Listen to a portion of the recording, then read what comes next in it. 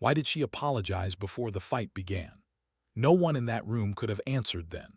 They only remembered the sound, a dull, sickening pop that silenced 30 voices and shattered a hierarchy built on muscle and arrogance. But before that moment, before the 4 seconds that rewrote everything they thought they knew about strength, Fort Kellerman was just another training base baking under the Texas sun. The heat was merciless that morning, the kind that pressed on your lungs and filled every breath with grit. Dust hung in the air like a curtain, stirred by boots and voices calling cadence across the field. Inside Training Bay Charlie, the air was thick, disinfectant, sweat, and the smell of metal and oil from the racks of training weapons that lined the walls. The fluorescent lights hummed overhead, steady and indifferent, casting pale halos across the rubber mat that had soaked up years of effort and pain. 30 recruits stood in formation, some with hands behind their backs, others shifting their weight, fighting the instinct to fidget. The mood was familiar, that mix of fear and excitement that came when the instructors promised a live demonstration. No one knew who it would be. No one ever did until a name was called. And then they heard it. Private Compton. The voice cut through the room like the crack of a rifle. Hannah didn't hesitate. She stepped forward, boots clicking softly against the mat. She was smaller than most, maybe 5'3", her frame slight but precise, everything about her neat, deliberate, measured. Her auburn hair was pulled tight in a regulation bun, her green eyes fixed forward. She looked like she belonged in an office, not a combat bay. Polite, forgettable. That was what everyone said about her. The other recruits exchanged looks, grins, raised eyebrows, a few quiet chuckles. Everyone knew what this meant. The base's hand-to-hand instructor, Master Sergeant Jake Morrison, was about to make an example out of her. He always did. Morrison's demonstrations weren't cruel exactly, but they were designed to remind everyone that combat wasn't fair and that hesitation got you hurt. He stood in the center of the mat like a monument to discipline. 6'4", built like an iron gate, every movement sharp, economical, and certain. When he rolled his shoulders, the muscles beneath his black instructor's shirt moved like coiled cables.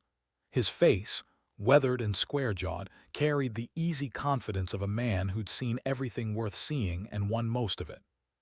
"Today," he said, his voice deep and unhurried, "we're talking about knowing your limits, about understanding overwhelming force." His eyes drifted across the formation, stopping briefly on each recruit until they stiffened. When they met Hannah's, something unreadable passed through them, not contempt, not pity, just certainty. She wasn't supposed to be here. She was supposed to learn her place and thank him afterward for the lesson. Morrison gestured toward her like she was a teaching aide. "This," he said, "is what happens when good intentions meet reality." A ripple of quiet laughter passed through the ranks. Hannah didn't move, didn't flinch. Her face remained calm, her posture perfect. The stillness around her felt strange, not the stillness of fear, but the kind that comes from control. A few instructors along the walls crossed their arms, ready to watch what they thought would be a quick and necessary humiliation. Staff Sergeant Nicole Patterson stood among them, one of the few women on the training staff. Her eyes narrowed slightly as she watched the young recruit. Patterson had seen that kind of stillness before years ago when she'd been tested the same way. She couldn't explain it, but something about Hannah's composure didn't fit. "Ready, Private?" Morrison asked, loud enough for everyone to hear. "Yes, Master Sergeant," Hannah replied, voice soft but steady. "I apologize in advance for any inconvenience." The laughter this time was louder. Even Morrison smirked. "Inconvenience," he repeated, shaking his head. "Private, the only thing inconvenient here is gravity. You'll learn that soon enough." The recruits leaned forward, anticipation thick in the air. Tyler Brooks, near the back, slipped his phone from his pocket, camera already recording. He wanted to capture the exact second she hit the mat. He didn't know he was about to film something that would be replayed across training bases for years. Morrison began to circle. His boots squeaked softly against the mat, his shadow sliding over her like a tide. The fans overhead pushed hot air in slow, useless waves. Dust motes drifted in beams of sunlight slanting through the open doors. Outside, cadence calls echoed from the field, a rhythmic reminder that the world beyond the bay was still turning. Inside, the air felt heavier with every second. Hannah's breathing stayed even. Her eyes tracked Morrison's movements with subtle precision, noting the flex of his knees, the rhythm of his steps, the position of his hands. Every inch of him was data. Patterson saw it first, the minute shift in Hannah's stance. Not much, just enough to redistribute her weight, lower her center of gravity. Her hands relaxed slightly at her sides, fingers loose but ready. It wasn't standard recruit posture. It was something else, something practiced. "All right," Morrison said, bouncing on the balls of his feet. "Rules are simple. No strikes, takedown only. Try not to get hurt." He smiled, a teacher's smile before the test begins.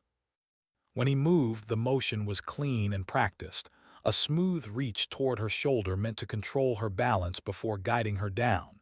It was a move he'd done hundreds of times. Easy, predictable. Except it didn't land. Hannah's body rotated half an inch, no wasted motion, no hesitation, and his fingers brushed empty air. She stepped inside his reach, posture shifting fluidly as if she'd been waiting for that exact moment. Morrison blinked, recalibrating, and for the first time in years hesitated. The recruits murmured. Patterson took a step forward. Something was wrong. Morrison adjusted, switching stance, moving to initiate a controlled sweep. But Hannah moved again, not faster, just earlier, as if she'd read him before he acted. Her left hand caught his wrist, her right pressed against his elbow. The movement looked effortless, almost gentle. Then came the sound, a pop, sharp and final, echoing through the bay like a gunshot. Morrison's breath hitched. He went down to one knee, hand clutching his shoulder. Silence filled the room. Hannah stepped back, releasing him immediately, her expression unchanged. "Dislocation," she said quietly. "I'm sorry, Master Sergeant." 30 recruits froze. Tyler's phone shook in his hand. He couldn't stop recording, couldn't even breathe. Morrison's face was pale, shock battling pain, but his eyes were focused on her, searching. Patterson rushed forward, medical training kicking in. "Hold still," she ordered, kneeling beside him. "We'll get a medic." Hannah's tone remained calm, detached, professional. "It's a clean separation. Should respond to reduction procedures." She said it like she'd done this before. Outside, a breeze caught the door and slammed it shut. The sound snapped the recruits out of their trance. Conversations erupted, whispers, disbelief, nervous laughter. No one knew what they'd just seen. When the medics arrived, Morrison was standing again, pale but composed, his right arm braced against his chest. He didn't look angry, he looked curious. "Private Compton," he said, voice strained but steady, "we'll talk after this." "Yes, Master Sergeant." And that was it. No celebration, no triumph. She just turned, hands clasped behind her back, eyes forward again, the picture of discipline. The recruits stared at her like she'd turned invisible again. The same woman who'd struggled with heavy packs, who'd apologized for slowing the group, who'd been the quiet joke of the company, had just dismantled the most feared instructor on base in less time than it took to blink. It wasn't supposed to happen like that. From the walkway above the bay, a figure had been watching. Colonel William Hayes' silver hair, calm eyes, a man who had seen too many things to be surprised by much. But as he descended the metal stairs, the recruits straightened automatically. Morrison looked up, grimacing through the pain. "At ease," Hayes said quietly. His boots echoed as he crossed the mat. "How's the shoulder, Jake?" "Dislocated, sir," Morrison replied. "No permanent damage." Hayes nodded, then turned to Hannah. His gaze held a weight that didn't belong to introductions. "Captain Compton," he said. The word hit the room like an explosion. Captain, not private, not recruit. Tyler's phone almost slipped from his hand. The recruit stared at her, eyes wide, trying to reconcile 6 weeks of quiet obedience with the revelation standing in front of them. Hannah's response was simple. Yes, sir. Assessment concluded within expected parameters. I regret the injury, but demonstration was required. The colonel smiled faintly. You always were thorough. That was when it sank in. 6 weeks of training, 6 weeks of judgments and whispered jokes, 6 weeks of believing she didn't belong had been an evaluation. A test. Not for her, but for them. Every detail of her composure, her restraint, her politeness, all of it had been deliberate. Morrison exhaled through his nose, half a laugh, half resignation. That would have been useful information to have, sir. Would have compromised the results, Hayes said simply. Then he turned to the recruits. You've all just participated in a live operational assessment of perception bias under stress conditions, and you failed. The words landed heavier than any reprimand. He continued, voice even but firm. Captain Compton has more than 40 classified operations to her record. She's a certified expert in 17 martial arts disciplines. For 6 weeks, she lived among you as a recruit. You saw her every day, and not one of you recognized what she was. The silence that followed wasn't just shock, it was shame. Hannah didn't move. She didn't gloat, didn't smile. Her face remained composed, her voice steady as she said, with respect, sir, the experiment produced valuable data. The subjects behaved predictably. Predictably, that word stung more than the colonel's lecture. Because she was right. They had judged her the moment she'd walked into the bay. Quiet, small, polite, clearly not combat material. They had laughed behind her back, dismissed her competence, treated her patience as weakness. Now, standing in that heavy silence, every one of them realized how wrong they'd been. Outside, the sound of cadence calls drifted through the air again. Life at Fort Kellerman continued, indifferent to the small revolution that had just taken place inside Bay Charlie. Morrison stood straighter, wincing as he adjusted his brace. For what it's worth, Captain, he said quietly, I've never been prouder to lose a fight. Hannah inclined her head. It was an honor, Master Sergeant.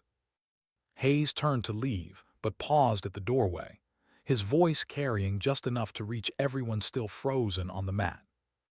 Remember this moment, he said, because in the field, underestimating someone isn't just a mistake, it's fatal. The door closed behind him, leaving the recruits alone with the echo of his words. And Hannah, the quiet woman they'd all ignored, stood there still, composed, her gaze distant. She didn't look triumphant. She looked tired. Because for her, this wasn't victory. It was proof of something she'd learned long ago. Strength doesn't always shout. Sometimes it whispers. And sometimes it apologizes before breaking your shoulder. What happens to a room after the truth detonates inside it? The noise doesn't fade all at once. It lingers in the air, a static hum of disbelief, pride, and shame colliding in the same heartbeat. That's what Training Bay Charlie felt like after Colonel Hayes walked out. 30 recruits stood where they were, still processing what they'd seen. The smallest person in the room dismantling the biggest myth they'd believed.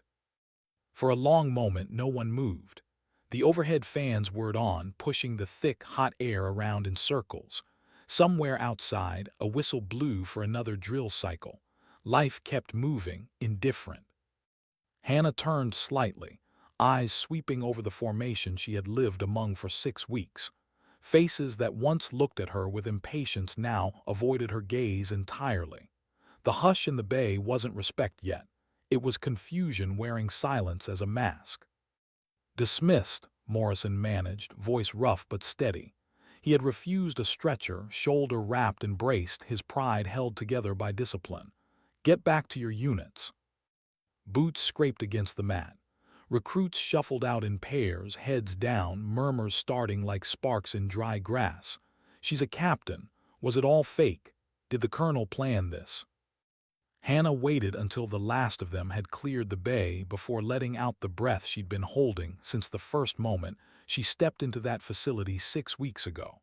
The sound was barely audible, but it carried the weight of restraint breaking quietly. Patterson stayed behind. She stood near the far wall, arms folded, eyes searching. "You handled that clean," she said finally. "Too clean, you knew he'd push." Hannah gave a faint nod. Morrison was predictable. He teaches by dominance. The outcome was necessary for the evaluation. Patterson's tone softened. "You didn't enjoy it." "It wasn't meant to be enjoyed." Hannah glanced toward the mat where Morrison's blood from a scraped knuckle darkened the rubber. "It was meant to be remembered." The barracks that night didn't sound like barracks at all. The usual laughter, music, and card games had dissolved into murmured conversations and restless movements. Every recruit had the same thoughts circling in their head. We were fooled. Danny Walsh sat on his bunk, elbows on his knees, staring at the floor. Across from him, Marcus Reed was pretending to read a manual he hadn't opened once.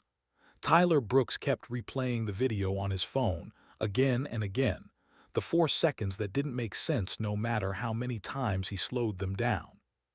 "She just moved," Tyler muttered. "Like she already knew where he'd be. It's not even human." "She's not superhuman," Marcus said quietly. "She's trained, and we didn't see it because we never looked." Walsh rubbed his face, heat building behind his eyes. "We called her weak, man. All those jokes." His voice cracked halfway through. "She heard everyone." No one answered. They didn't need to. Across the base, Hannah sat alone in the officers' quarters temporarily assigned to her. The room felt too large after the shared bunks and restless nights of recruit life. On the desk lay a single file folder, the debrief outline she would deliver to Colonel Hayes in the morning. She opened it mechanically, pen poised, but her mind wasn't on the report. It was replaying the look on Morrison's face when the realization hit him, the split second between control and pain, the sound of it. The memory turned her stomach. She hadn't wanted to hurt him, she never did, but the exercise demanded proof, a lesson that wouldn't fade in a week. Her hand trembled once before she steadied it. In the military, control wasn't about the absence of emotion, it was about the ability to hide it. The clock ticked softly. Outside, somewhere in the dark, the cadence of night patrols drifted through the open window. Hannah closed the file. She didn't need to write it tonight. The facts would wait. Morning came early at Fort Kellerman. The sky broke open with a pale, relentless light that seemed to bleach everything clean. Hannah walked across the compound toward headquarters, uniform pressed, posture perfect, the faint limp of exhaustion the only betrayal of how little she'd slept. Inside the briefing room, Colonel Hayes stood by the window, steaming mug in hand. Morrison sat opposite him, shoulder braced, expression tight but calm. Patterson was there too, clipboard resting on her knee. "Captain Compton," Hayes said without turning, "sit." She obeyed, spine straight, hands resting lightly on her thighs. Hayes set down his coffee and faced her. "Your assessment report." "Completed, sir," she said. The recruits displayed consistent cognitive bias and underestimated perceived low-threat profiles. Response metrics align with predicted outcomes. Morrison huffed a breath through his nose. "That's one way to put it." Hayes's eyes flicked to him. "Comments, Sergeant." Morrison hesitated, then sighed. "I misread her, sir, from day one. I thought she was hiding fear. Turns out she was hiding discipline." He glanced at Hannah. "Next time, give a guy a warning before you take his arm apart." Something close to a smile ghosted across her lips. "With respect, Master Sergeant, that would defeat the purpose." The colonel leaned against the table. "Exactly. Perception under pressure is what this base was chosen to test. We needed authenticity. We got it." He paused, tone shifting. "But this wasn't just about the recruits, Captain. It was about you." Hannah's head tilted slightly. "Sir." "You've spent years in covert instruction, detached from team dynamics. I needed to know if you could still integrate, empathize. You passed the technical test, but empathy, he let the word hang. Her eyes flickered, the faintest crack in composure. Permission to speak freely, sir. Granted. She exhaled slowly. Empathy compromises clarity in the field. No, Hayes said softly. It refines it. You can't assess a system you refuse to feel. The room fell silent. Morrison looked away. Patterson studied her clipboard. Hannah's gaze stayed fixed ahead, the muscles in her jaw tightening, then easing. Understood, sir. Hayes nodded once. You'll remain here 2 more weeks. Debrief with Patterson on instructional adjustments. After that, reassignment pending. Yes, sir. Meeting adjourned, she rose, saluted, and walked out into the sunlight. The air hit her like a furnace, but the brightness felt good. Real. Later that day, as she crossed the training yard, she heard someone call her name. Captain, I mean, ma'am. It was Danny Walsh, jogging up, sweat dripping from his hairline. He stopped a few feet away, breathing hard.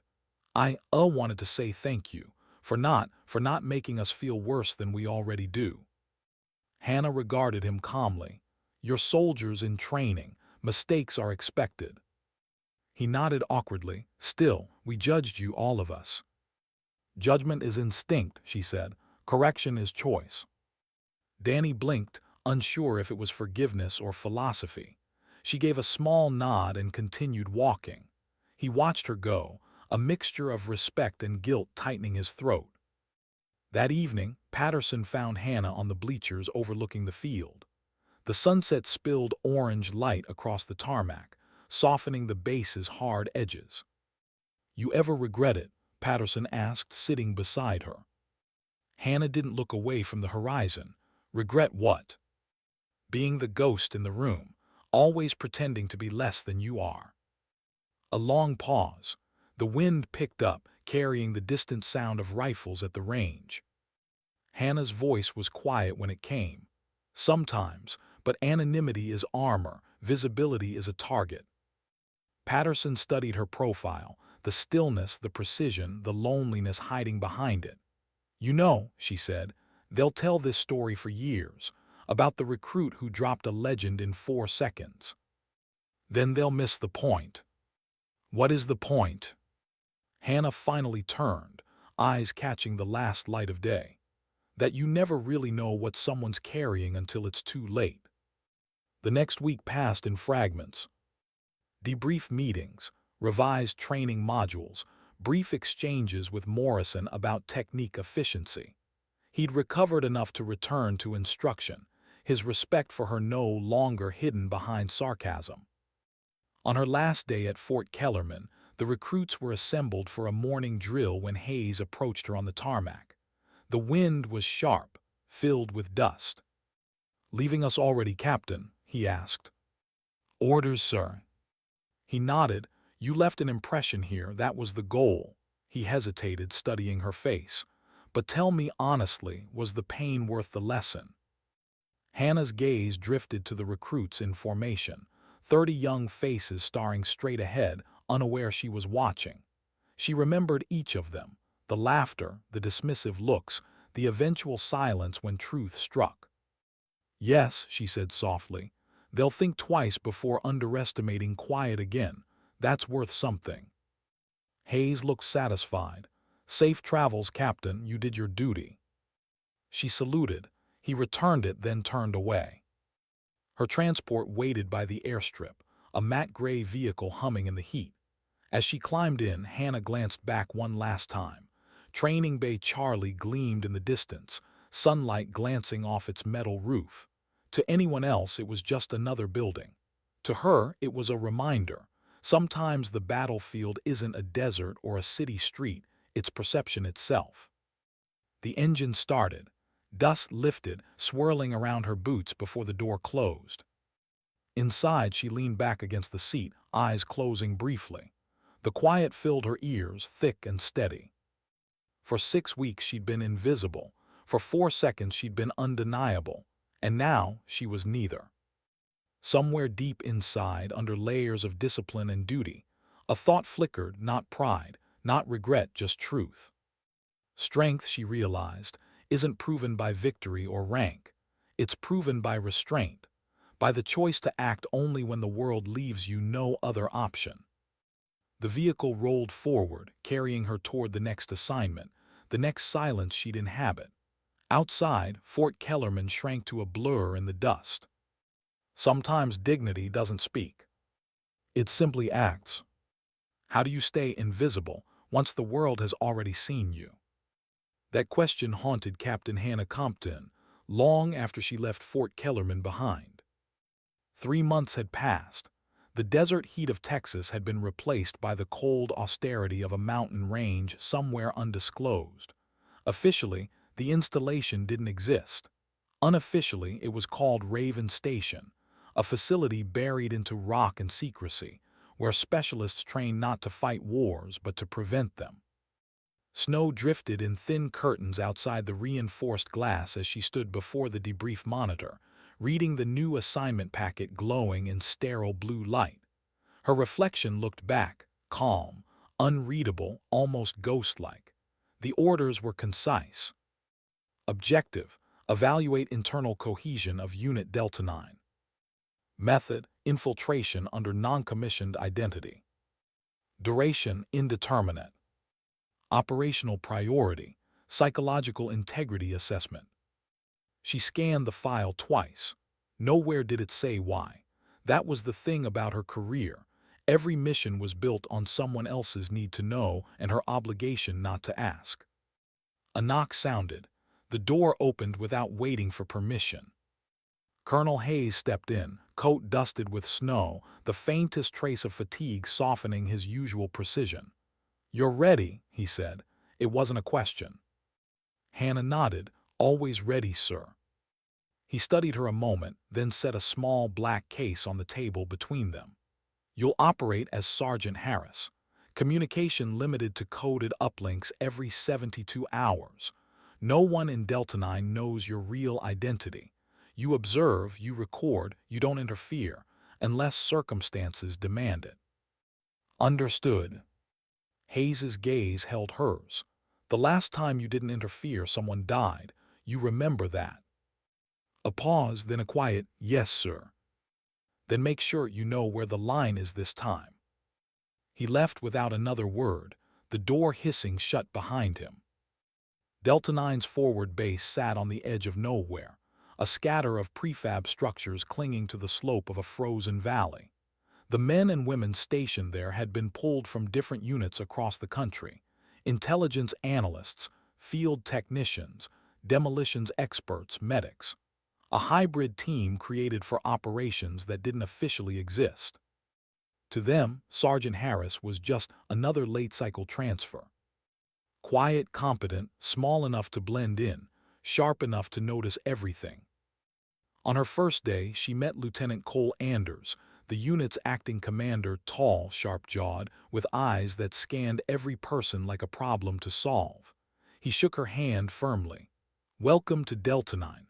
You'll find we don't do things by the book here." "I've noticed most books don't survive the field," she replied.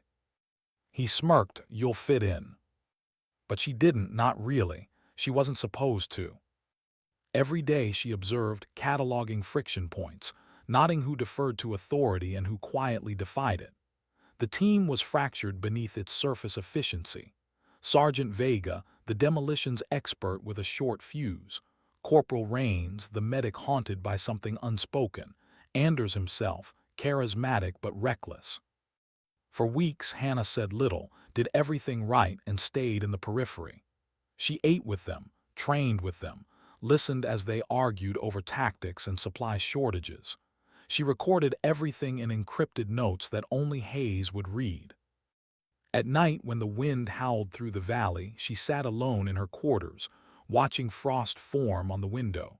She told herself it was just another mission, another performance, but the silence pressed on her chest heavier each day. Because for the first time, she wasn't evaluating strangers. She was beginning to care. The tension inside Delta 9 broke on a Thursday. A drone recon mission failed, signal loss, crashed somewhere beyond the ridge. Anders ordered an immediate retrieval despite worsening weather. Hannah watched the radar flicker red as wind speeds climbed. "Sir, the readings suggest a blizzard forming," she said carefully. He waved her off. "We've trained for worse. We move in 20. Protocol said she should log the objection, not argue. But something in his tone, the impatience, the need to prove control, triggered an old instinct. "Lieutenant," she said quietly, "if you push the team now, you'll lose more than a drone." Anders stared at her, taken aback by the challenge. "Noted, Sergeant, but I'll take my chances." The storm hit harder than predicted. Within 40 minutes, visibility dropped to 0. Radio contact fractured into static. Through the snow, Hannah tracked Anders and Vega leading the advance while Rains struggled under a medical pack twice his size. Then an explosion, a sharp flash swallowed by white. Hannah's body reacted before thought. She sprinted forward, snow biting at her face, boots crunching into drifts. Training, reflex, instinct, the holy trinity of survival. She found Vega on the ground, bleeding from a shrapnel wound. The drone's fuel cell had detonated on impact. "Pressure here," she said, dropping beside him, voice calm despite the roar of wind. Rain slid in beside her, shaking, trying to follow orders through panic. "Stay with me," she told Vega. "Look at me." His eyes darted, unfocused. "Thought you were logistics." "Does it matter?" Anders's voice cut through the storm. "We have to move."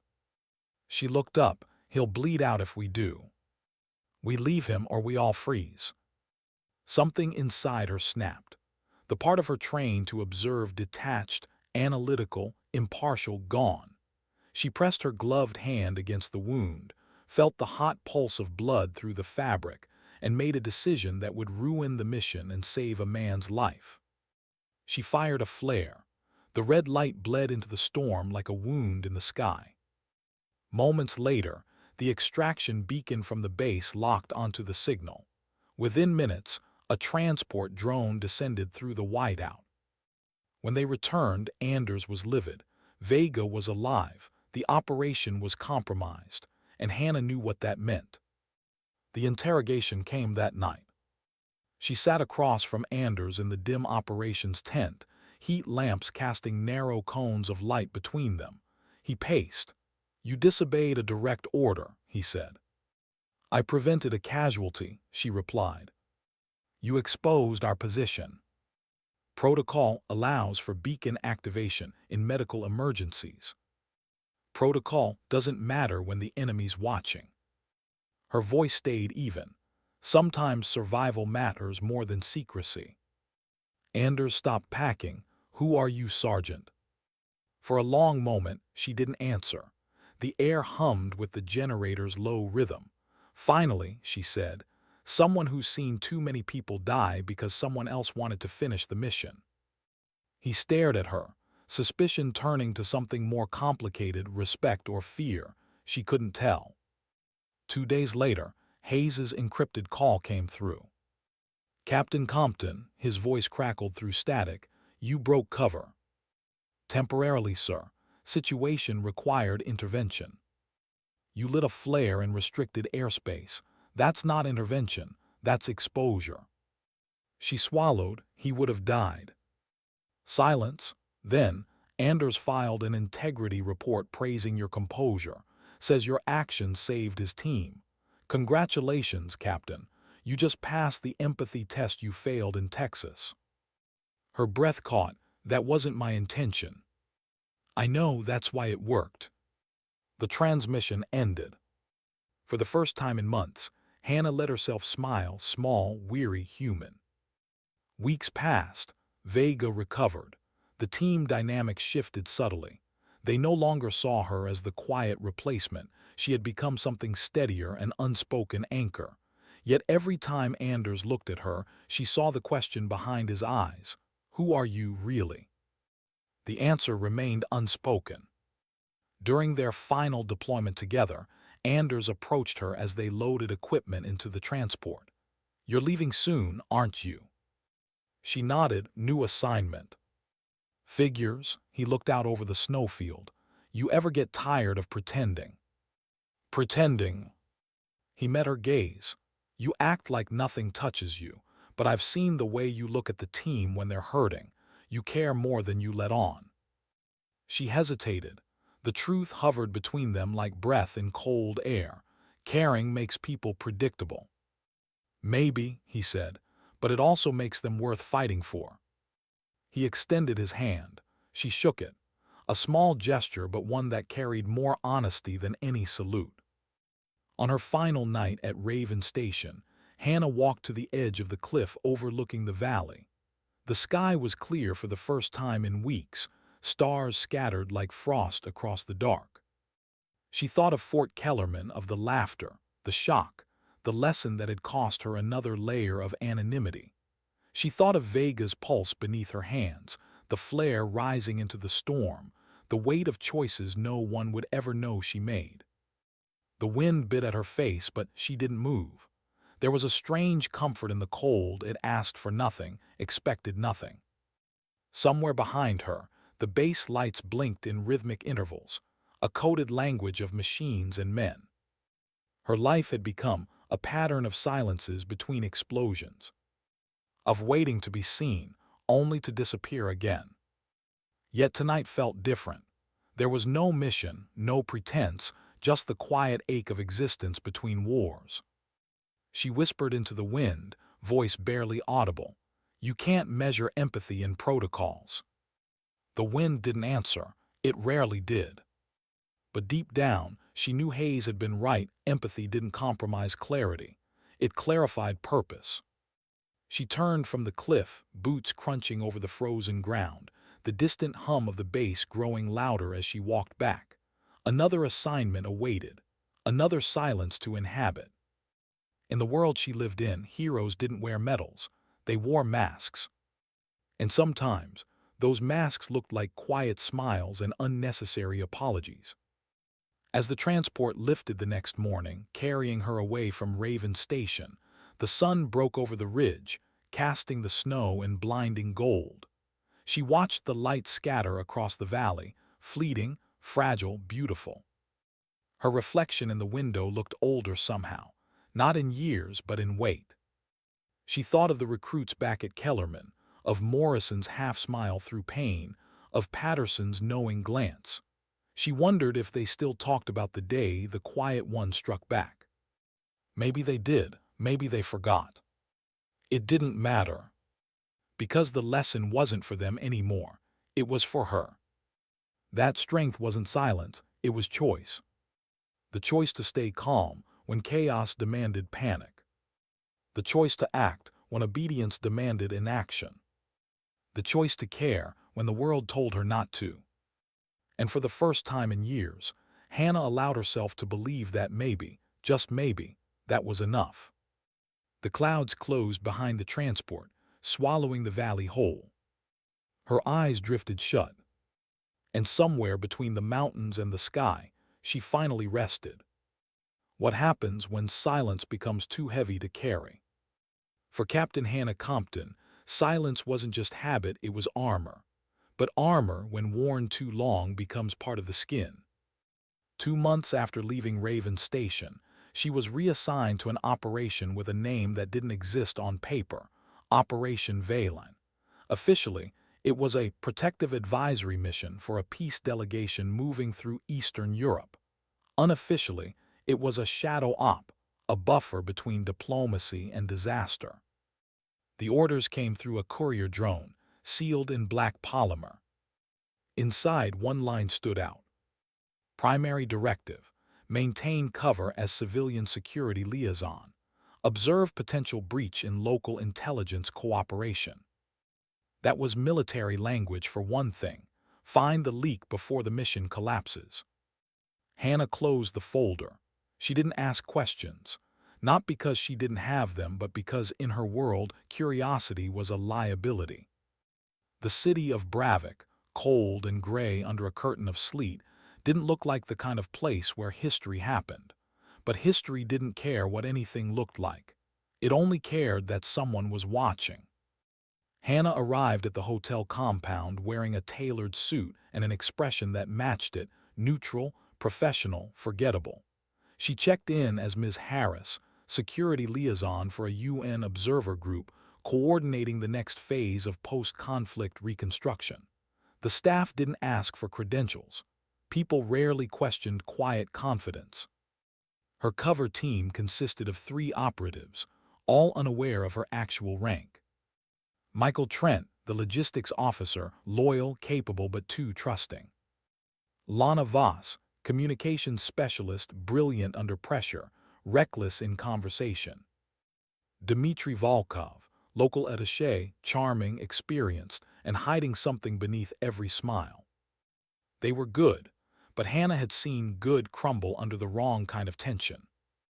Within days, she noticed the cracks: encrypted files accessed outside scheduled hours, unauthorized radio traffic, subtle shifts in body language during briefings. Someone was feeding information out. She logged everything, quietly, methodically, the way she always did. On the 4th day, she found herself standing on the rooftop of the hotel, wind cutting sharp through her coat.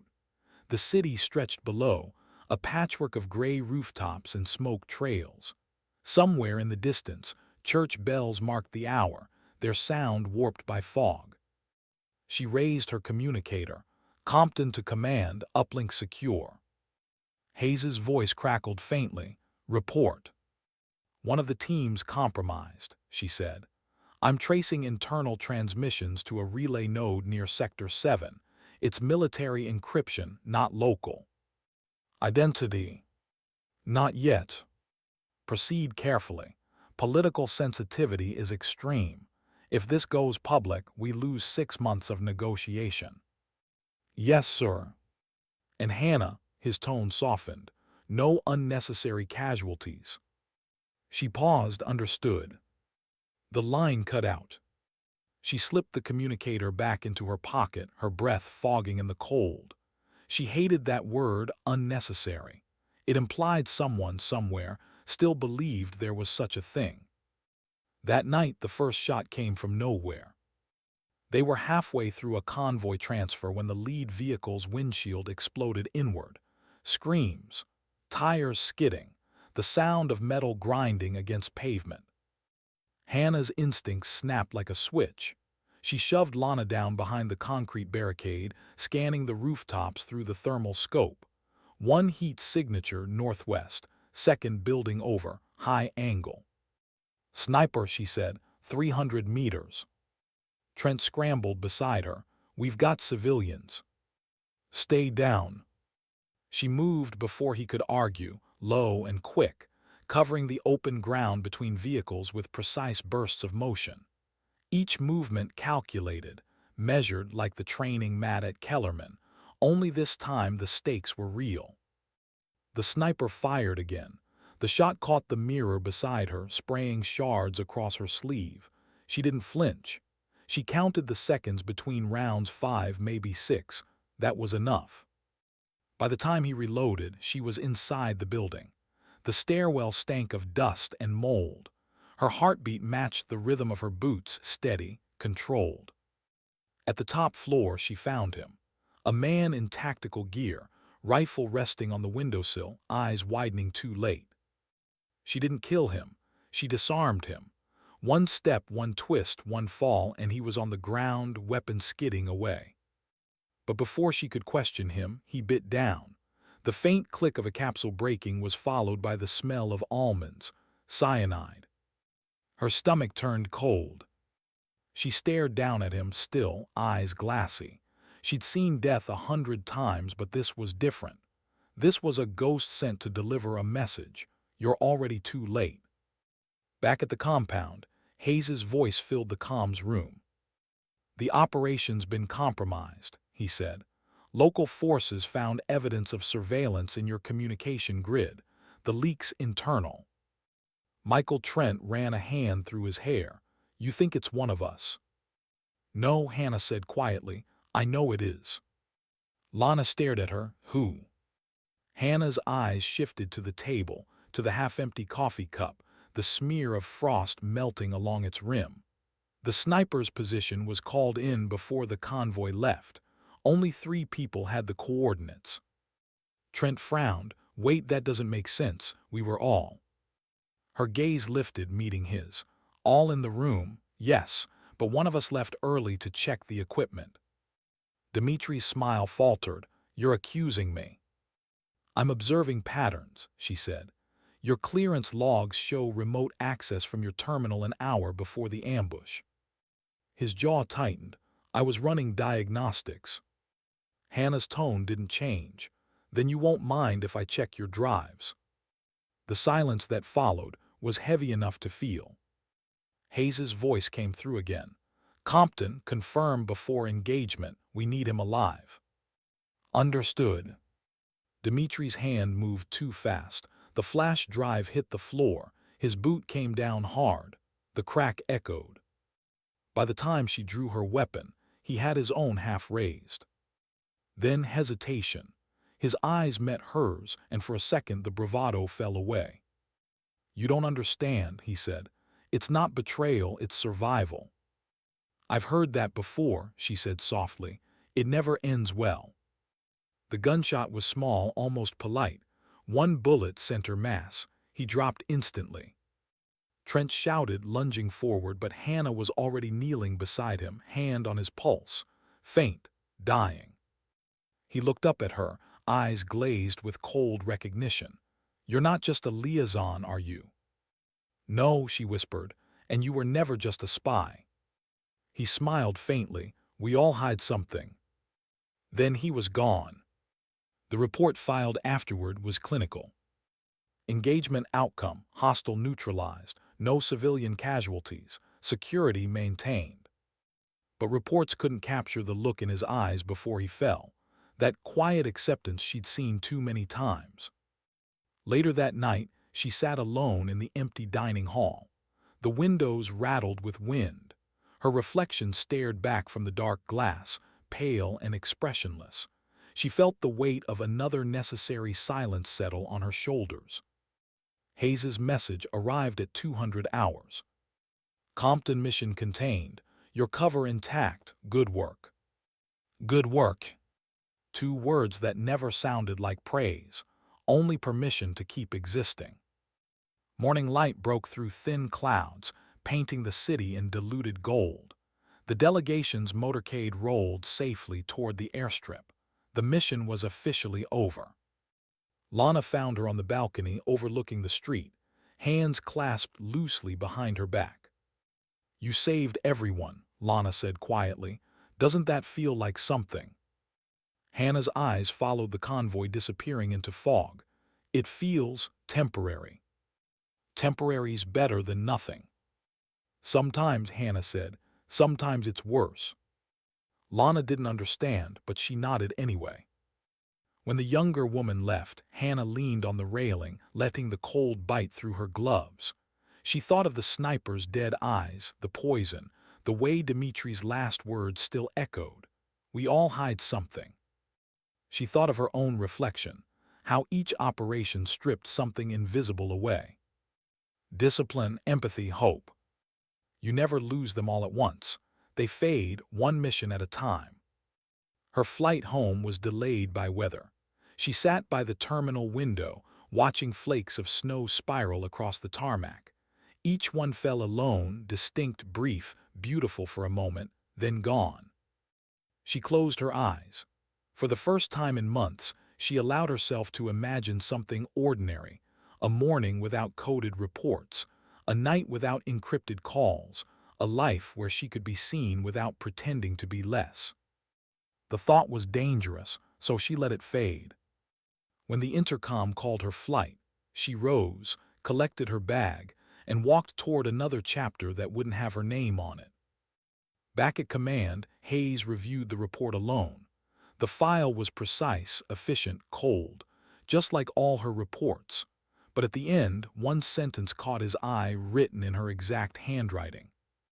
Objective complete, collateral unavoidable, recommend reassessment of unnecessary casualties. He exhaled, slow and tired. You're starting to feel it again, he murmured. That's good and dangerous. He closed the file. Somewhere high above the clouds, Hannah stared out the window of the transport jet. The engines roared softly, constant, like a lullaby for the restless. Below, the world looked calm, fields, rivers, mountains blurred into abstraction. From this height, nothing looked violent, nothing looked broken. She rested her head against the glass. For a brief moment, the reflection looking back at her didn't look like a soldier. It looked like a person. Maybe that was enough for now. Maybe tomorrow she'd stop apologizing for every scar she left behind. Or maybe she'd keep doing what she always did, acting, surviving, and pretending that silence was peace. Because in her world, strength didn't roar. It whispered through cold air and unfinished prayers. And sometimes, it sounded like the single click of a safety catch, followed by an apology no one would ever hear. How long can someone live between truth and silence before one destroys the other? That question didn't come from a briefing or a report. It came from the quiet, the kind of quiet that followed Hannah Compton everywhere now. It had been 72 days since Bravik. The mission had ended clean on paper, but nothing about it felt clean in her memory. Dimitri's eyes, the capsule, the way his voice had cracked when he said it wasn't betrayal, it was survival.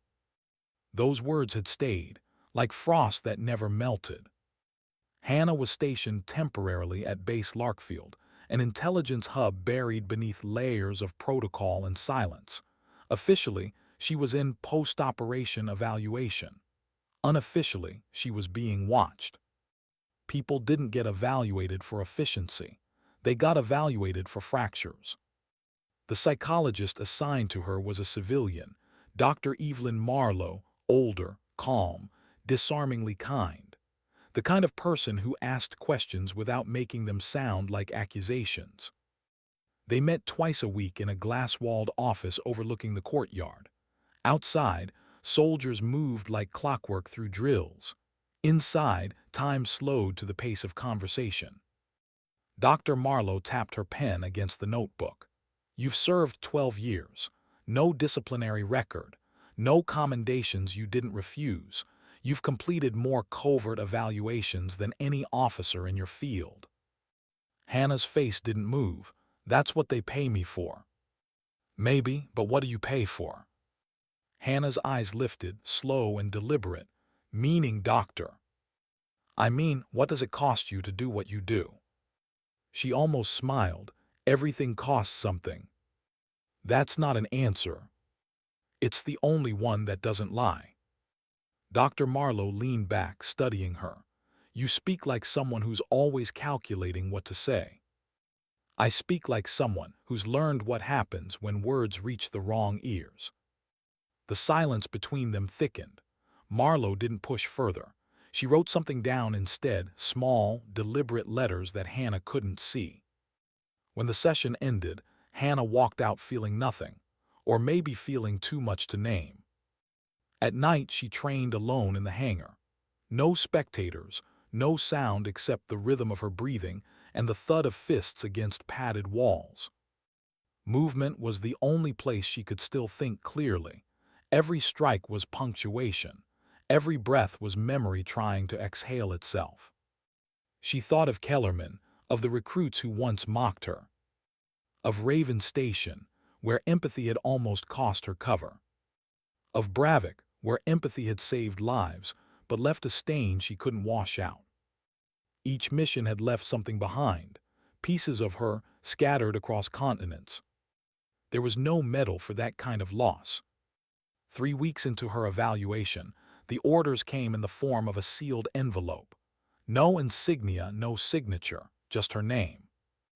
Inside, reassignment, Operation Duskline.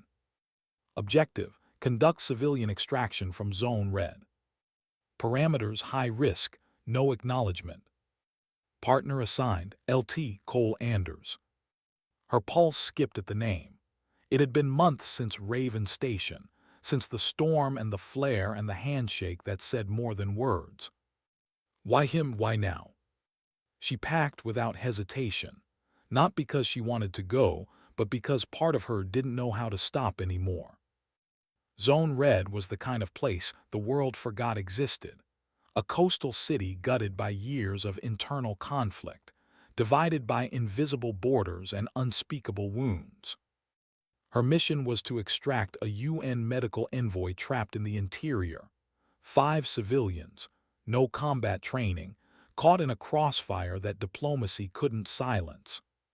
When she landed at the edge of the ruins, Anders was already waiting beside a battered utility vehicle. He looked older, more hollow around the eyes, but his smile was still the same, cautious, genuine, carrying a weight he didn't name. "Captain," he said. "Lieutenant." He chuckled softly. "I knew you survive anything but paperwork. That's impressive." She almost smiled. "You always did underestimate the quiet battles." He studied her for a moment. "They told me you'd be different this time." "Different how?" "Less human, more machine." Her gaze didn't waver. "Then they misinformed you." The drive into the inner district took hours. Streets were empty, buildings half-eaten by fire. The smell of smoke and salt clung to the air. As they passed a collapsed hospital wing, Anders slowed. "That's where the envoy was last seen. We go on foot from here." The silence between them wasn't tense, it was familiar, comfortable in a way only danger could be. They moved through debris and narrow alleys, checking corners, following faint radio signals. Hannah led, Anders watched her back. No words, just rhythm. Somewhere along the way, they found the first body, a local guard, hands tied, throat cut. Anders looked away. "Still think empathy refines clarity." Hannah's voice was steady. "It reminds you why you fight." They found the survivors in the basement of an abandoned school, 2 doctors, 3 nurses, one of them barely conscious. They'd been hiding for days, starved, terrified. When the youngest nurse saw Hannah's uniform, she started crying, not from fear but relief. That sound cracked something inside Hannah she didn't realize was still intact. She crouched down beside her, offering water, her voice soft for the first time in what felt like years. "You're safe now. We'll get you out." The girl clung to her hand. "Why would you help us? Everyone else left." Hannah hesitated. "Because leaving isn't the same as surviving." Extraction wasn't simple. By nightfall, the route out of the city was blocked. Rebel checkpoints had formed faster than command anticipated. They had 2 options: wait until dawn and risk exposure, or move through the flood tunnels beneath the old district. Anders looked at her. "Flood tunnels it is then." She nodded. "Stay close. Once we're inside, radio goes dark." The tunnels were narrow, half-collapsed, the sound of water echoing like whispers. Each step forward felt like wadding through memory. Halfway through, they heard the first shout behind them, distant, but getting closer. "Go," Anders hissed. Hannah turned, flashlight cutting through the dark. Catching movement, 3 armed pursuers closing in fast. She raised her weapon, breath steady, pulse controlled. 2 shots clean, precise. The third one fired back, ricocheting off the stone, grazing her arm. She barely felt it. Anders spun, firing cover. "You good?" "Always." They moved faster. The civilians stumbled, terrified, clinging to each other. The sound of pursuit faded slowly, replaced by dripping water and ragged breathing. By the time they emerged on the far side of the city, dawn was breaking, pale light cutting through the smoke. The evac vehicle waited beyond the field. The refugees climbed aboard, crying, shaking, whispering prayers in languages Hannah didn't know. Anders stood beside her, both of them covered in mud and exhaustion. "Mission complete," he said. She watched the sun climb over the broken skyline. "Mission complete," she repeated, but it didn't sound like victory. Hours later, as they flew out on the transport, Anders finally spoke again.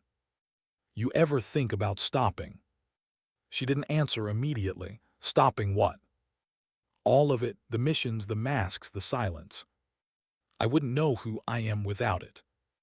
He studied her profile, the calm exterior, the faint scar along her jawline, the quiet behind her eyes. Maybe that's the problem. She turned to him, and for the first time in a long while let honesty slip through. If I stop, everything I've done catches up. And if you do, then I keep outrunning ghosts until I become one. He didn't argue, he just nodded, eyes dropping to the floor. You saved 5 lives today, that's not a ghost's work. She looked away, watching the clouds pass below. Tell that to the ones I didn't save. That night back at base, Hannah sat in the dark of her quarters. Her arm throbbed under the bandage. She replayed the sound of the nurse's voice. Why would you help us? She remembered the sniper, the flare, the faces, all of them. For years she had convinced herself that detachment was survival. That feeling less made her effective. But somewhere along the way, she'd stopped feeling altogether, and that terrified her more than death ever had. On her desk lay the operation log. She opened it, wrote the standard lines. Objective achieved, all assets extracted, minimal casualties. Then beneath it, she added something no one would ever read. Sometimes, strength isn't about what you endure. It's about remembering you still can. She set the pen down, eyes burning from fatigue. Outside, a storm rolled over the horizon, lightning flashing silently through the clouds. She watched it from the window, her reflection framed against the glass. For once, she didn't look like a soldier. She looked like someone searching for what pieces of herself were still left to save. And as thunder rumbled distant and low, she whispered the truth that every soldier eventually learns, but never says out loud. You can win every mission, and still lose yourself in the silence. What do you do when the voice you've always obeyed starts sounding like the enemy? That question had been haunting Captain Hannah Compton ever since she stepped off the transport from Zone Red. Base Larkfield looked the same, gray corridors, flickering lights, soldiers walking in perfect formation. But something in her had shifted. The rhythm was gone. The silence she once wore like armor now felt suffocating. When she entered her quarters, the first thing she saw was an envelope on her desk. No seal, no signature, just her name again. Inside, a single line. Report to command, 600 hours. Colonel Hayes was waiting when she arrived. His office looked smaller than she remembered, though maybe it was her perspective that had changed. He didn't rise when she entered, just gestured toward the chair. Sit, Captain. She sat, her posture was perfect, her pulse was. Hayes folded his hands on the desk. Operation Duskline. You completed extraction with minimal losses. Command is satisfied, but I'm not. Hannah's eyes narrowed slightly. Sir. You deviated from directive again, he said. The tunnels were not an approved exfil route. You made that call unilaterally. It was the only viable option, sir. That's not the point. His tone sharpened. You're developing a habit of thinking you know better than your orders. Her voice stayed calm, but her jaw tightened. With respect, sir, orders are made from a distance. Situations aren't. Hayes studied her for a long moment. You're not wrong, but that's not your role. He stood, walked to the window, hands clasped behind his back. You've become too emotional, Hannah. I can see it in your reports and your choices. You're starting to care again. She said nothing. He turned, eyes hard. That makes you unreliable. The words landed like a hit, not because they were cruel, but because they were true. She was caring again, and for the first time she didn't feel ashamed of it. Hayes stepped closer, voice low. I built your career on silence, on precision, on the ability to do what others wouldn't. Don't throw that away because your conscience got lonely. Her reply came quietly. Maybe conscience is all that's left of me. They stood in silence for a long moment, mentor and soldier, mirror and reflection. Then Hayes sighed, rubbing his temple. You're being reassigned. One last operation. Then we'll decide where to place you. What kind of operation? He handed her a dossier. The red cover told her enough: top-level clearance, internal, no paper trail. She opened it, her blood ran cold. Target: Dr. Evelyn Marlow. Designation: internal breach suspected. Directive: surveillance and containment. She looked up, eyes darkening. Containment. Observation first, Hayes said. If necessary, termination. She's been leaking evaluation reports. Hannah stared at him. She's a psychologist, sir. Exactly. With access to classified behavioral data, we can't risk exposure. She closed the folder slowly. You want me to spy on the only person here who still believes I'm human? Hayes's expression didn't change. I want you to do your job. And if my job is wrong, then you've forgotten who decides right and wrong here. Her silence was her answer. That night she couldn't sleep. The hum of the ventilation sounded louder than usual, the shadows sharper. She stared at the ceiling until dawn blurred through the blinds. By the time she walked into Dr. Marlow's office, she looked calm, almost serene. Only her eyes betrayed her. Early today, Marlow said, smiling faintly. Couldn't sleep. Marlow nodded, jotting something in her notes. Insomnia is common after prolonged exposure to trauma environments. It's not a weakness. I didn't say it was. Good, Marlow leaned forward. Then what brought you here before schedule? Hannah hesitated. The truth tasted bitter. Orders. Orders. She placed the folder on the desk.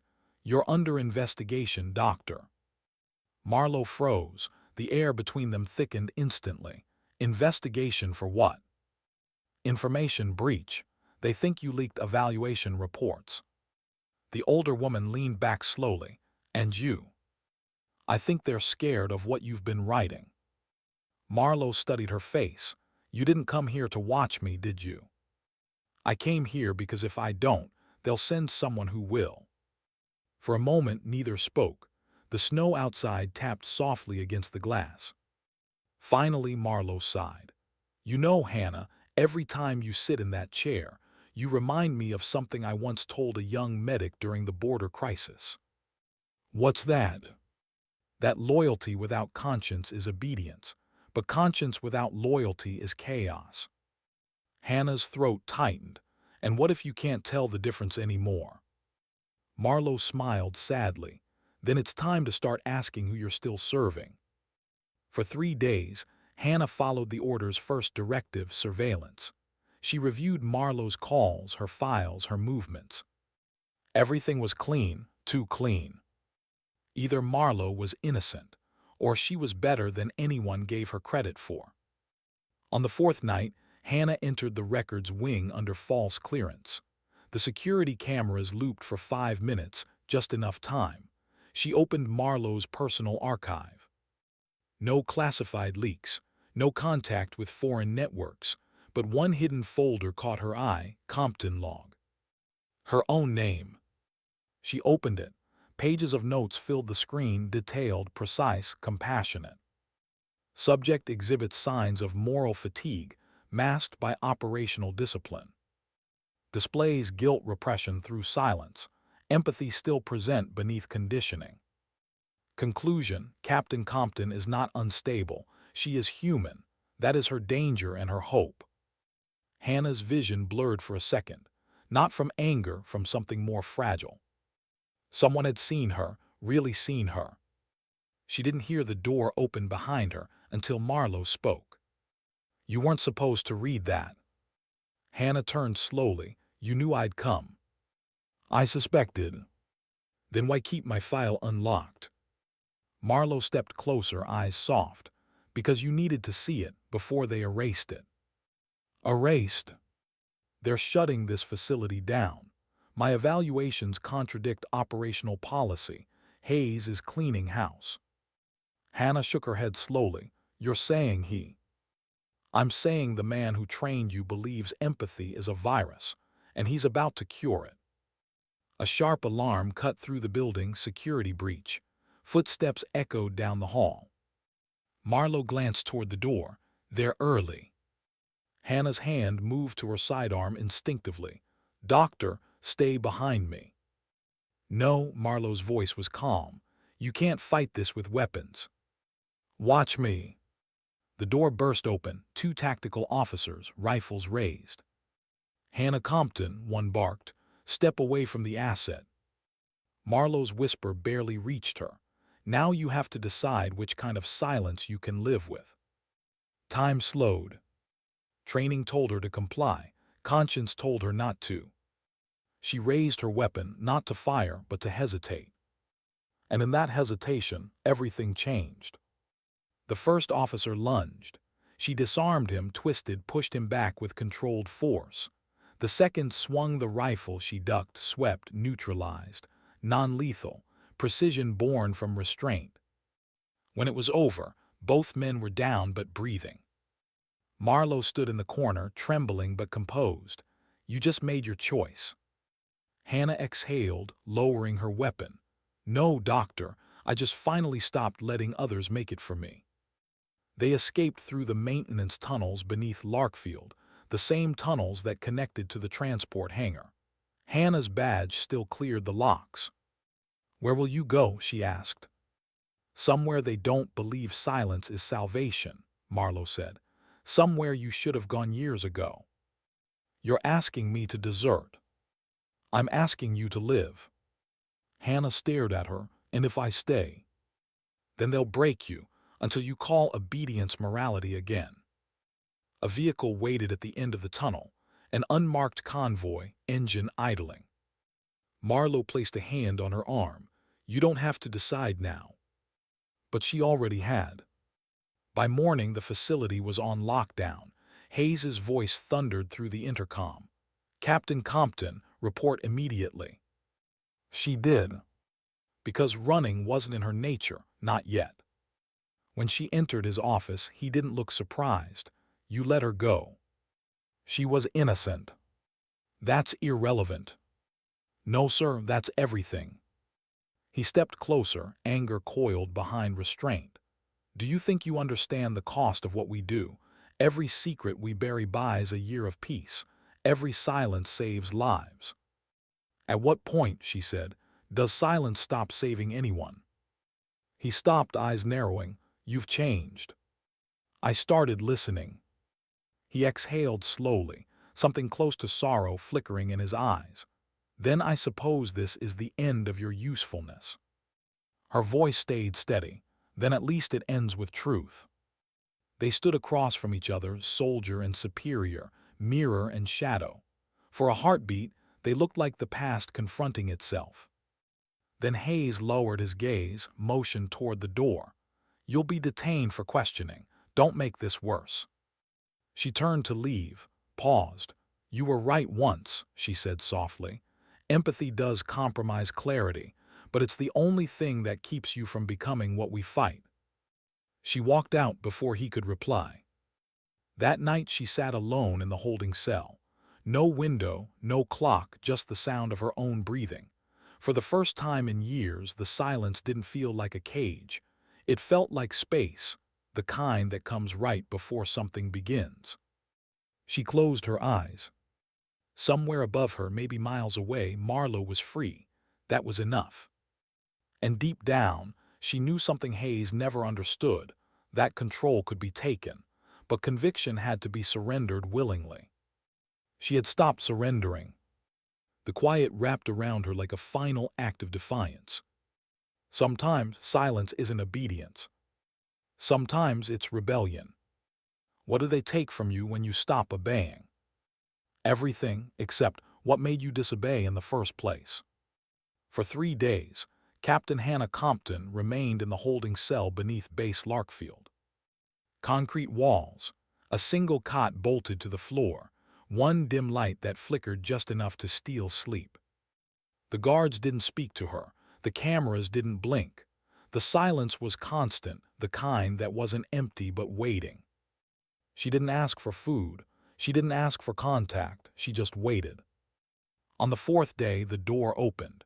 2 officers entered, unfamiliar faces, unfamiliar insignia. They weren't base security, they were something else. "Captain Compton," the taller one said, "you're being transferred." "To where?" "Command review." That was code, not for trial, for erasure. She stood slowly, wrists sliding into the cuffs they offered without resistance. Control was a language she'd spoken all her life. She wasn't about to forget it now. They moved her through corridors she'd never seen before, deeper, colder, quieter. At the end of the hall stood a reinforced door marked SUBLEVEL 9. Inside was a single table, 2 chairs, and a voice recorder already running. Colonel Hayes sat waiting.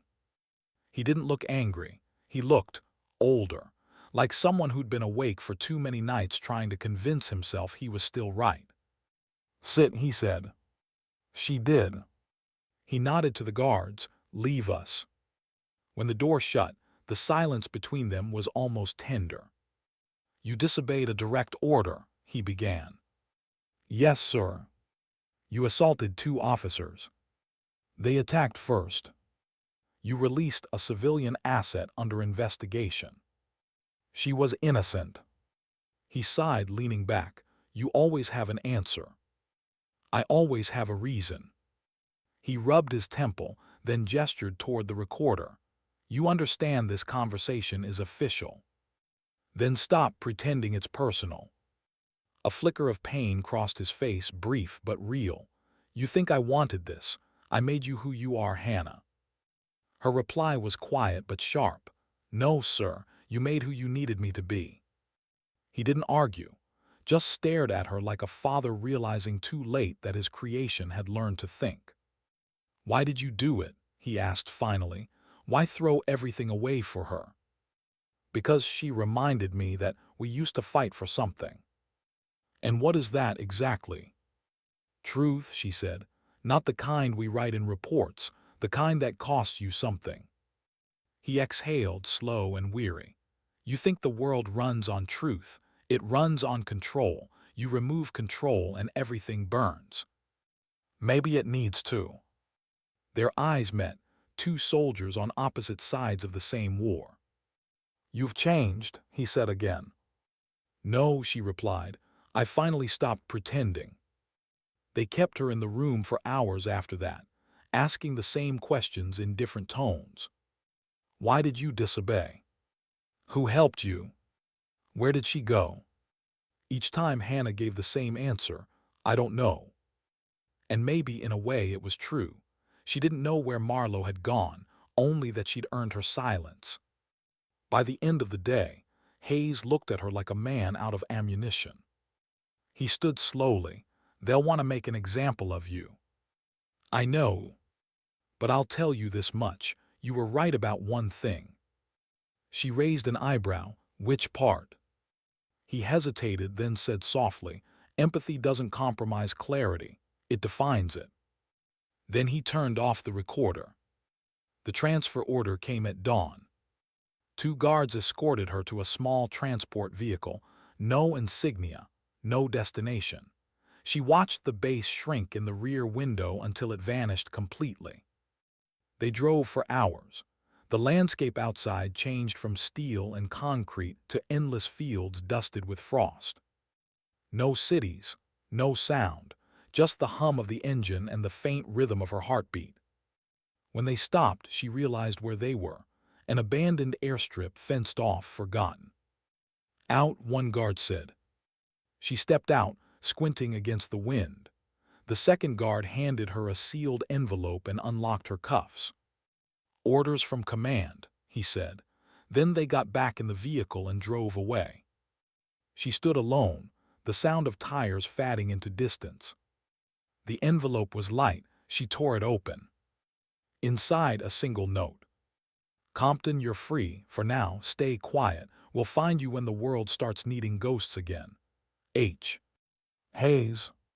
She read it twice, the paper trembling slightly in her hands. Freedom, offered like a reprieve instead of a choice. She looked around. The airstrip stretched for miles, empty, silent, vast. Freedom felt colder than she remembered. Weeks passed. She drifted from one forgotten place to another, small towns, nameless motels, faces that didn't ask questions. She didn't check in with command, didn't look back. But at night, when the world went quiet, the ghosts came. Morrison's shoulder snapping. Vega bleeding in the snow. Dimitri's voice, it's not betrayal, it's survival. Marlow's eyes, now you have to decide which kind of silence you can live with. They played in her head like a loop that never stopped. She tried to write them down once, to make sense of them. But every sentence started sounding like a report. So she stopped. Instead, she began walking. Through towns, along rivers, into mountains. She told herself she was just moving, not running. But deep down, she knew movement was her only language of escape. One evening, she found herself in a quiet coastal village somewhere south, a place that didn't exist on any map she'd seen. The ocean stretched wide and gray. The air smelled of salt and rain. She rented a small cabin on the edge of the water. No phone, no orders, no expectations.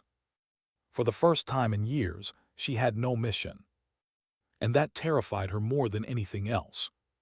She spent her mornings watching the tide roll in, her afternoons fixing the cabin, her nights sitting by the window, listening to the waves. Each day the silence became a little less empty, a little more human. Then one night there was a knock on her door. She froze. No one knew she was here, no one should know. She approached quietly, hand brushing the side of her chair, not for a weapon, but for the steadying feel of wood against her palm. When she opened the door, she didn't expect the face that greeted her. Dr. Evelyn Marlow stood there, wrapped in a dark coat, her hair streaked with rain. "Hello, Hannah." For a moment, Hannah couldn't breathe. "You shouldn't be here." Marlow smiled faintly. "Neither should you." They stood in the doorway, the sound of the sea filling the space between words. Finally, Hannah stepped aside. "Come in." They sat by the small fire, steam rising from mugs of tea neither of them drank. Marlow spoke first. "They wiped my record, said I was unfit for field evaluation. I suppose I should thank you." "You shouldn't," Hannah said quietly. "You lost everything." "Not everything," Marlow looked at her. "I still have my life, and now so do you." Hannah's jaw tightened. "For how long?" "As long as you decide it's worth something." She stared into the fire. The flames danced, gold and alive. "I don't know how to live without orders." "Then make your own." "It's not that simple." "It never was. You just stopped believing you had permission." The silence stretched. The wind howled softly against the cabin walls. Finally Hannah said, "They'll find us." Marlow smiled. "Let them. Maybe they'll learn what they can't control anymore." Later that night, after Marlow had gone to rest, Hannah stepped outside. The ocean shimmered beneath the moonlight, endless and calm. She closed her eyes, feeling the wind on her face, sharp, clean, real. For the first time in years, she didn't feel like a soldier or a ghost. Just a person breathing. She thought of Hayes's note. "We'll find you when the world starts needing ghosts again." Maybe they would, maybe they wouldn't. But for once, she wasn't waiting to be found. The next morning she woke before dawn. The horizon burned faint orange, the tide whispering against the shore. She stood by the window, coffee in hand, watching light break through the clouds.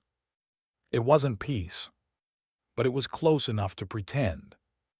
And sometimes, pretending was the only way to remember what peace might feel like. She whispered into the quiet, "I've spent my life fighting for silence. Maybe it's time to let it speak." The waves answered, soft and endless. Somewhere far away, in a room full of screens, Colonel Hayes watched the live feed from a satellite drone. The image showed a small cabin on a coast, smoke rising from the chimney, two faint heat signatures inside. He stared for a long moment. Then he switched the feed off. "Let her have this one," he murmured. He closed the file labeled Compton, H, and slid it into a drawer. Some ghosts, he decided, weren't meant to be recalled. And out on the coast, as the morning sun finally broke through the mist, Hannah stood by the water, the same calm face, but softer now. Not the soldier who dislocated an instructor's shoulder. Not the operative who outsmarted a sniper. Not the ghost who vanished between missions. Just a woman who'd finally stopped apologizing for surviving. The tide rolled in, touching her boots, and for once she didn't step back. Because sometimes silence isn't punishment. It's healing. And sometimes the only way to honor the war inside you is to stop fighting it. What happens after the war ends, not the one outside, but the one inside you. No one teaches that part. They train you to fight, to endure, to follow. But no one tells you what to do when the world stops needing your obedience. For months after Dr. Marlow arrived, Hannah Compton lived in the rhythm of the sea. The days blurred into each other. Early morning light breaking across the water, the creak of the cabin's old wood, the smell of salt and ash in the air. It wasn't home, but it was something she hadn't felt in years, a pause. She fixed what was broken, cooked what little they had, and wrote not reports, not debriefs, but memories. At first the words came haltingly, as if her mind still feared surveillance. Then slowly they flowed. She wrote about the recruits at Kellerman, about Raven Station and the storm, about Bravik and the convoy, about the ghosts that never stopped talking when the gunfire did. Marlow never asked to read them. She just sat nearby, sometimes humming to herself, sometimes staring out the window with that same patient calm that had once made command fear her. One evening, as they watched the horizon bleed into night, Marlow spoke softly. "You're healing." Hannah shook her head. "No, I'm remembering." "What's the difference?" "Remembering hurts, healing means it doesn't." Marlow smiled faintly. "Maybe it's both."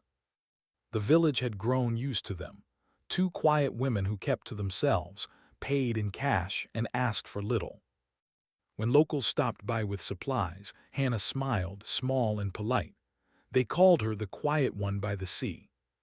She didn't correct them. Names, after all, were the first things she'd learned to let go of. But there were still nights when she woke drenched in sweat, hand reaching instinctively for a weapon that wasn't there. Dreams of snowfields, gunfire, Hayes's voice, "You're becoming unreliable." Sometimes she heard the whisper of the flare bursting in the storm. Sometimes Morrison's grunt of pain. Each dream ended the same way, with silence. She'd sit by the window afterward, the ocean black under the moon, and whisper to the ghosts, "I'm still here." They never answered. But the wind seemed softer each time. Winter came early that year. The sea turned darker, waves higher, the world quieter. One morning, Marlow found her on the cliff's edge, staring out into the fog. "You'll catch cold," the doctor said. Hannah didn't turn. "Do you ever miss it?" "Miss what?" "The work, the noise, the purpose." Marlow thought for a moment. Purpose is a strange thing. It feels noble while it's destroying you. Hannah's breath fogged in the cold. "I used to think duty gave life meaning. And now I think meaning gives duty its limits." Marlow smiled. "You're starting to sound like a poet." She shook her head. "No, just someone trying to make peace with silence." The peace didn't last. It never does. One evening, as the wind howled and rain lashed the windows, the power flickered out. The old radio on the table, the one they used only for weather alerts, crackled to life. Static, then a faint voice. "Compton, this is Control 6. Respond if copy. Urgent." Hannah froze.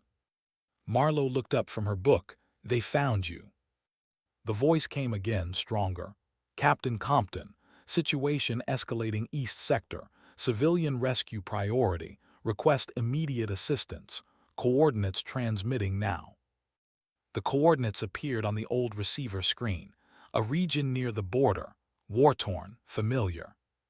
She stared at the numbers, her pulse a steady drum. Marlow spoke gently. You don't owe them anything. I know. And yet you're thinking about going. I'm thinking about what happens if I don't. You can't save the world alone. No, Hannah whispered, but maybe I can save a piece of it. That night she didn't sleep. She sat by the window, watching lightning flash over the sea. Every instinct screamed against it. The years of orders, betrayals, the cost of obedience and defiance alike. But the voice on the radio hadn't sounded like command. It had sounded like desperation. And she remembered what she once told the nurse in Zone Red, because leaving isn't the same as surviving. By dawn, her decision was made. Marlow woke to the sound of the door closing.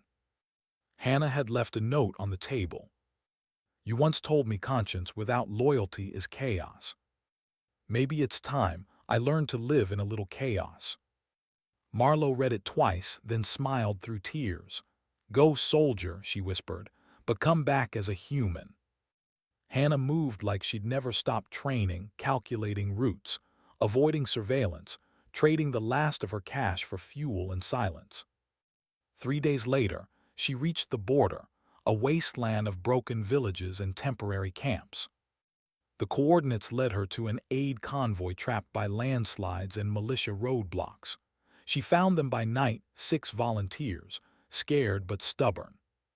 They didn't know who she was. They didn't need to. All they saw was a woman who moved with purpose and carried calm like a weapon. For 3 days, she led them through the mountains, mapping detours, rationing supplies, navigating gunfire and storms. No rank, no command, just humanity. When the youngest volunteer tripped on loose rock and cried out, Hannah turned back, crouched beside her, and said softly, "You're all right. One step at a time. That's all survival ever is." The girl nodded, trembling. "Are you a soldier?" Hannah smiled faintly. "Not anymore."